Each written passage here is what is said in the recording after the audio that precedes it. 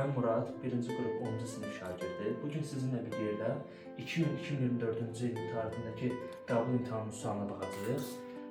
Deməli, bizə verilib alkadein. Alkadeinin formulu CnH2-2-dir və deyir ki, bunun yanmasında, yandıqda üzərinə O2 gəlirik. Alınır CO2 plus su. Deməli, bunları bölüşür. Burada 2-dən verdiyi üçün eləcək n çıxılsın 1. Burada düşür 3n çıx 1 böl 2. İndi bizə deyir ki, deməli, CO2-nin deməli, mol miqdarı n plus 1-dir. Onda n-imiz, bunların hər birinə xışdırıq verəcək. Deməli, n xışdırıqımız olacaq n plus 1 və bizə deyir ki, H2O-nun mol miqdarını istəyir. H2O-nun mol miqdarı n xışdırıq çıx 1-dir.